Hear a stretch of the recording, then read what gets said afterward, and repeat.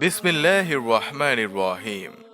ছবি আঁকতে একদল আমেরিকান এসেছিল এই দাসের কাছে, কিন্তু তার প্রশ্নের জবাবে তিনি এমন এক প্রশ্ন করে বসলেন যে একজন সামান্য দাসের কাছেই সবাইকে নত হতে হলো। কি ছিল সেই প্রশ্ন? কি ছিল সেই জবাব? অষ্টাদশ শতকে অসংখ্য আফ্রিকানকে অপহরণ করে আমেরিকায় দাস বাজারে বিক্রি করা হয়। এসব হতভাগার মধ্যে কমপক্ষে শতকরা 10 ভাগ ছিল মুসলিম। তাদের মধ্যে একজন ছিলেন অন্যদের তুলনায় বেশ আলাদা। তিনি মূলত আফ্রিকার গাম্বিয়ার একটি রাজ্যের গ্রাম প্রধানের সন্তান ছিলেন। তিনি একজন উচ্চশিক্ষিত ব্যবসায়ী ছিলেন, ছিলেন কোরআনে হাফেজ। কিন্তু ভাগ্যদোষে তাকে মানব পাচার চক্রের হাতে বন্দী হতে হয়।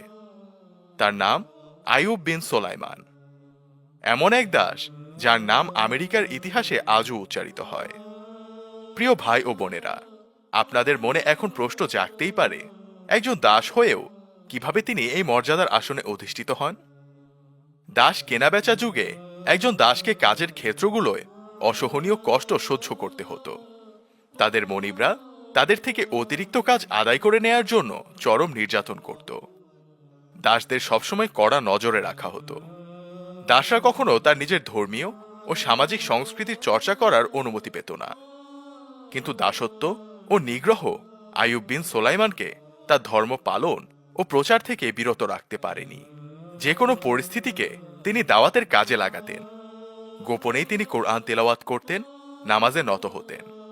তার মধ্যে আরেকটি আকর্ষণীয় বৈশিষ্ট্য ছিল, তিনি সকল শ্রেণীর মানুষের সাথে মিশতে পারতেন।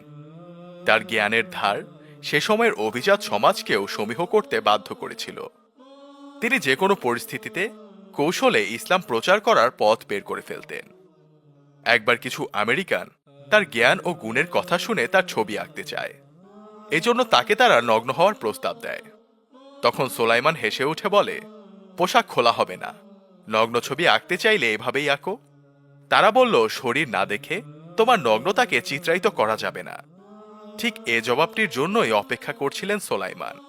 তিনি বললেন, সামান্য পোশাকের আড়ালে থাকা শরীরের ছবি আঁকতে পারছো না? তাহলে এই পৃথিবীর নির্মাতা যে প্রভু, তাকে না দেখেই তোমাদের লোকগুলো তার মূর্তি আঁকে কোন যুক্তিতে? তারা কি তাহলে তাকে অঙ্কন করে, নাকি নিজেদের খেয়ালেই বেমালুম ছবিতে কালি চড়ায়? তার এই প্রশ্ন শুনে উপস্থিত সবাই হতবুদ্ধি হয়ে গেল, কারণ এই প্রশ্নের কোনো জবাব যে তাদের কাছে ছিল না। এভাবেই কিছু না বলেও তিনি মূর্তি পূজারীদের নিকট এক আল্লাহর অস্তিত্বের কথা উপলব্ধি করালেন। তাদের কাছে কৌশলে যৌক্তিক প্রশ্ন করে তাদের ভিত্তিহীন ধর্মীয় রীতিনীতিকে তাদেরই সামনে আরেকবার বিবেচনা করার জন্য দুর্বল করে তোলেন। তার জীবনই আমাদের মুসলিম জাতির জন্য একটি শিক্ষা ও অনুপ্রেরণা। প্রতিকূল সময়েও তিনি তার রবকে ভোলেননি। তার একটি বড় প্রমাণ পাওয়া যায় দ্য ব্রিটিশ লাইব্রেরির আর্কাইভ হতে প্রাপ্ত তেল রঙের দুটি পোর্ট্রেট ছবিতে। সেখানে দেখা যায় সোলাইমানের গলায় একটি বইয়ের থলে ঝুলছে। আসলে সেটি ছিল তার নিজের হাতে লেখা কোরআনের একটি অনুলিপি, যা একই সাথে সাহসেরও প্রতীক।